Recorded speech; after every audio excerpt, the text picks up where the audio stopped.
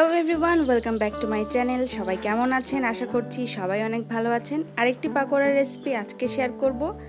আজকে শেয়ার করছি ডায়াবেটিস রোগীদের জন্য খুবই উপকারী একটি পাতার পাকোড়া, সেটা হচ্ছে সজনে পাতার পাকোড়া। তো চলুন ঝটপট রেসিপিটা দেখে ফেলি। এগুলো হচ্ছে সজনে পাতাগুলোকে আমি খুব ভালো করে বেছে নিয়েছি। এই যে পাতাগুলো অনেকেই খুব ভালো মতোই চেনেন, আবার অনেকেই চেনেন না। তবে এই পাতার গুণগত মান কিন্তু অনেক বেশি। আজকে সজনে পাতার পাকোড়া তৈরির জন্য লাগছে হাফ কাপ পরিমাণ বেসন, আর নিয়ে নেব হাফ কাপ পরিমাণ চালের গুঁড়া, দিয়ে দেব স্বাদ মতো লবণ, হলুদ, লাল মরিচের গুঁড়া। এখানে আমি 4টের মতো পেঁয়াজ কুচি করে কেটে রেখেছি, সেই পেঁয়াজ কুচি, 5-6টার মতো সবুজ মরিচ কুচি, দিয়ে দিচ্ছি রসুনের পাউডার, আদার পাউডার, আর তার সাথে দিয়ে দেব 1 টেবিল চামচ পরিমাণ রান্নার তেল। এবার দিয়ে দিচ্ছি হাফ চামচেরও কম গোলমরিচের গুঁড়া। তারপর সব কিছু একত্রে খুব ভালো করে মেখে নিতে হবে।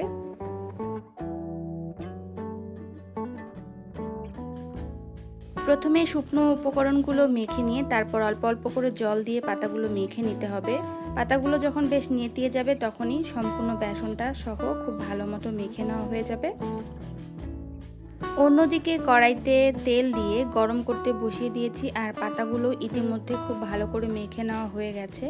এবার হাতের সাহায্যে গোল গোল শেপ করে পাতাগুলোকে পাকোড়ার আকার করে ভেজে নিতে হবে। মোটামুটি কয়েকটা পাকোড়া আমি দিয়ে দিয়েছি। এবার উল্টে পাল্টে পাকোড়াগুলোকে একটু লালচে করে ভেজে নিলেই রেডি হয়ে যাবে সজনে পাতার পাকোড়া।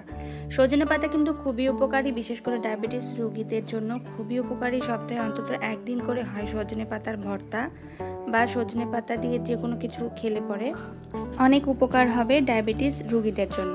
তো পাকোড়াগুলো আমি উল্টে দিয়েছি, এভাবেই করেই সবগুলো পাকোড়া আমি ভেজে নেব। পাকোড়াগুলো একদম ভাজা হয়ে গেছে, এগুলো এখন উঠিয়ে নিয়ে একটু তেলটা ঝেড়ে নিচ্ছি। এখন এই পাকোড়া আপনারা স্ন্যাক্স হিসেবে চায়ের সাথে, নাস্তার সাথেও খেতে পারেন, কিংবা ভাতের সাথেও খেতে পারেন, খেতে কিন্তু ভালোই লাগে।